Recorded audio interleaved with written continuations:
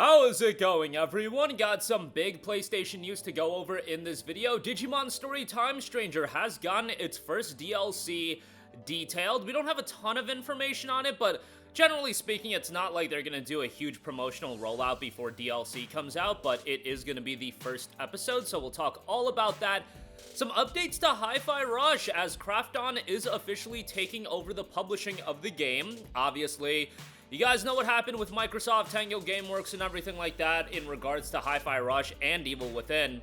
Thankfully, Krafton did come in and secured the Hi-Fi Rush IP, and they are taking over the publishing of it, and we'll talk about that at the end of this video. But first of all, Digimon Story Time Stranger DLC Additional Digimon and Episode Pack 1 Alternate Dimension launches this winter. We've got new Digivolution routes and a special quest line as well. Additional Digimon and Episode Pack 1 will launch this winter. Publisher Bandai Namco has officially announced Additional Digimon and Episode Pack 1 provides new Digivolution routes for Mega Digimon, including Blitz Greymon, Kreskarurumon, Omnimon Sword, and Omnimon Alter B, and features a special quest line that weaves together special encounters across time and space. They've got some marquee Digimon for sure in this episode pack 1. I feel like they've garnered so much goodwill out of the release with Digimon Story Time Stranger that the only thing that I really hope is that this DLC isn't cash grab DLC.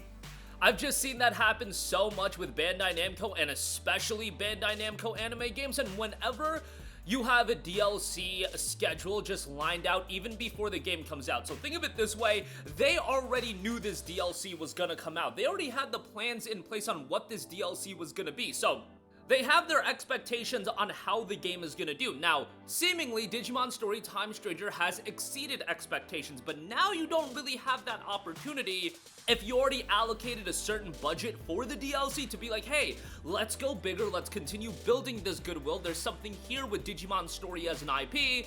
You really no longer have the opportunity to do that, and we've seen a lot of Ubisoft games have this DLC plan scheduled out well before a game comes out that you really can't course correct. I hope that's not the case with this game, because I think if you just continue to build and build, drop quality DLC and, just drop quality content for the game, people are gonna be super into it. Hopefully the game does get discounted during the holidays as well. I think that would be a perfect opportunity, especially with Pokemon, not being received as well. I get it, the game sold 1 billion copies, like, it'll do fine commercially, but as far as getting that lapsed fan that may have not played the most recent Pokemon and Digimon games, it does feel like there's a little bit more excitement than people would have expected for Digimon Story Time Stranger. Nowhere am I saying that the game is gonna do as well as Pokemon, it's not, but to be a quality alternative, that's really the ultimate goal for the game. Just be a quality alternative, and then hopefully everything else will take care of itself. I do think the Digimon DLC thing is gonna be a really, really interesting element of the game to observe, just because I've seen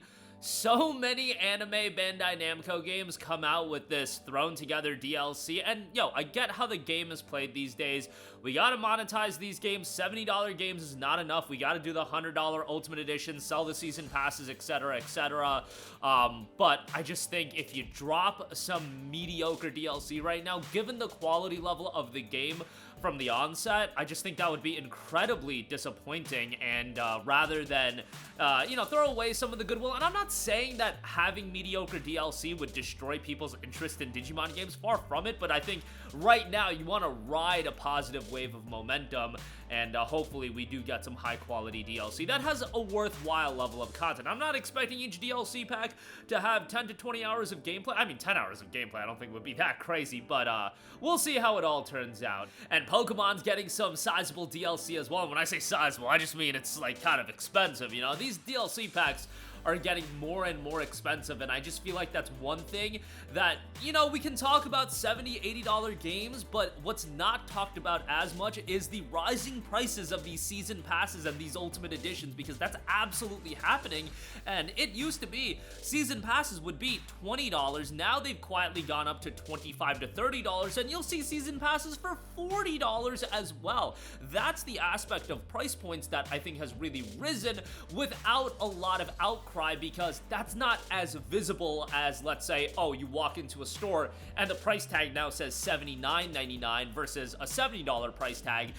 The season pass price increases are kind of hidden a little bit more, and really they try to get the revenue from the people that have the disposable income and the most into that genre and that franchise as well, that, you know, they're gonna spend $40 on the season pass because they're just so into that IP. But I digress. Fingers crossed that it turns out well. But again, we've seen the song and dance from Bandai Namco before. Alright, moving on from that, one of my favorite games of 2023. Can't believe it's been almost 3 years since it came out. Hi-Fi Rush. And man, I remember Hi-Fi Rush coming out of left field. Nobody really saw it coming. Just this random game being dropped by Tango Gameworks, and at that point, Tango was the best known for Evil Within, so them doing this music rhythm action game hybrid, it was so out of left field, but it was one of the standout games of 2023, and really a lot different than what Microsoft usually publishes. And in an era of games getting announced 5 years before they come out, Hi-Fi Rush being this stealth drop, I just feel like it put it in a different position, had such a great art style, the soundtrack was fantastic, and you know, it's not like the game did amazing commercial numbers from what we could tell. It was on Game Pass, and everything that, you know, Phil Spencer was saying, which Phil Spencer, I don't know how much we can believe him these days, but it seemed like they were happy with the performance of Hi-Fi Rush, and ultimately, being happy with the performance of a game means that that game studio is gonna get shut down. Thankfully, Krafton did come in, at least some publisher did come in. I know the people aren't super high on Krafton these days, but at least an entity did come in and they saved the Hi-Fi Rush IP. It has moved from Bethesda Softworks to Krafton, the parent company of developer Tango Gameworks and owner of the Hi-Fi Rush intellectual property, as of August 2024. And now the game is being updated to showcase all of the different updates. All of your purchases and downloads, they'll obviously still be usable, but it looks like now Hi-Fi Rush is really becoming that Krafton entity, and I don't know, maybe soon we can see an announcement of Hi-Fi Rush 2. Remember that this isn't the biggest game in the world, so if Tango was acquired in August of 2024, hopefully they're a little bit a ways in to the development of a sequel and we can get an announcement on that. This isn't an IP that's going to be an overnight, you know, marquee success, but I feel like given how Microsoft did Tango Gameworks dirty and they did the Hi-Fi Rush IP dirty, I think this whole situation transpiring the way that it did is ultimately just gonna make Hi-Fi Rush a bigger IP, because there's gonna be a core group of people that play video games that are really gonna rally behind it and want this game to succeed, in the sense of, oh, we can stick it to the man, you know, Microsoft wanted to take down this really cool game IP, but now there's a sequel and now we're gonna make sure to support it. I feel like, dude, with that kind of thought attached to the game now, I think that'll ultimately make the second game even bigger than if Microsoft just had, you know, released a sequel. I think a sequel would have done well, because guess what? Hi-Fi Rush turned out to be a fantastic game, but everything that happened as far as Tango getting shut down, Krafton coming in, and the IP being revived, I think that'll ultimately make the second game even bigger than what it initially would have been. But ideally, you would have just wanted, you know, no jobs to be affected and things like this, but you know, it is what it is.